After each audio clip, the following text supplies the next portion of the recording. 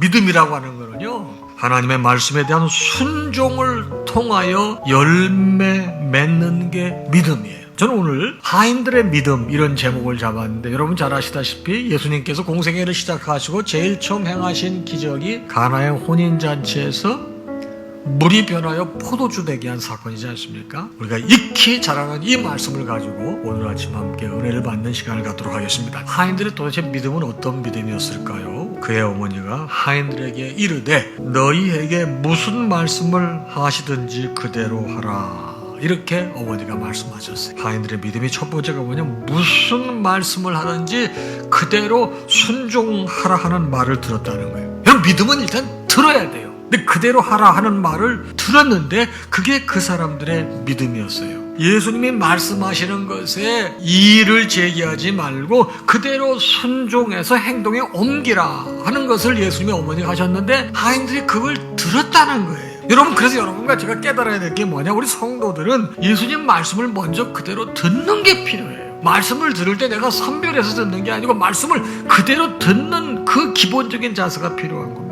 여러분, 중요한 게 일단은 들어야 되는 거예요. 듣지 않으면 믿음의 진보가 없어요. 하인들의 믿음, 말씀을 들으려고 했다. 듣고 난 다음에 어떻게 했어요? 예수께서 그들에게 이르시되 항아리에 물을 채우라 하신즉 아귀까지 채우니 이제는 떠서 연회장에게 갖다 주라 하시며 갖다 주었다 그랬습니다. 이건 무슨 말이에요? 일단 말씀을 여러분 내가 자단하지 않고 듣고 난 다음에 그 말씀대로 온전히 순종했다는 거예요. 여러분, 하나님 말씀은 여러분 대단하게 능력이 있는 것이기 때문에 먼저 듣고 난 다음에 그 말씀 그대로 순종하게 되면 우리가 상상할 수 없는 결과들이 나타나는 거죠. 하인들은 예수님의 말씀을 따라서 돌 항아리 6개 아귀까지 물을 채웠다고 했습니다. 이제 그 물을 떠서 연회장에 갖다 주라고 그랬는데, 아니 지금 포도주 갖다 줘야 되는데 물 떠갖다 말이 됩니까?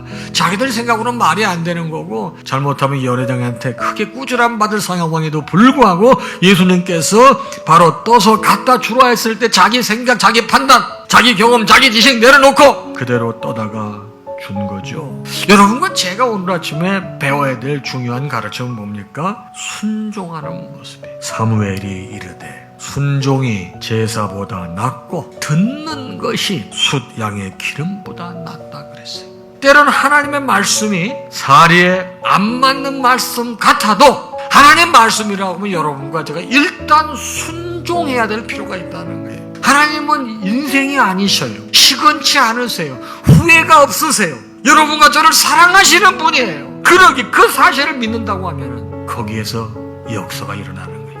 하인들의 믿음은요, 일단 말씀을 들었어요. 그 순종했어요. 그래서 어떤 결과가 나타납니까? 놀라운 결과죠. 연회장은 물로 된 포도주를 맛보고도 어디서 났는지 알지 못하되 물도온 하인들은 알더라. 하인들이 온전히 듣고 순종하였기에 가나의 혼인잔치에서 기적이 현실이 된 것입니다. 성도의 삶이 뭡니까? 하나님 말씀에 온전히 순종하여 삶의 현장에 기적을 이루어가는 거예요. 여러분과 저는 예수님께서 당신의 자녀 삼아주셨어요. 우리 이 땅에 사는 건 주님께 영광을 돌리기 위해 사는 것이라고 성경은 말하고 있습니다. 말씀에 순종하게 될 우리가 기대할 수 없는 역사가 일어난다는 것이 오늘 가나의 혼인잔치를 통해서 하나님 주시는 말씀이에요. 사랑하는 성도들, 하인들의 믿음을 보니까 예수님께서 하라고 하시는 대로 그냥 들었습니다. 순종해라, 순종에 옮겼습니다. 그랬더니 물이 변하여 포도주가 됐다는 믿음 생활은요, 말씀의 나를 단순화시키는 거예요. 믿음은 말씀에 순종함으로 열매를 맺는 게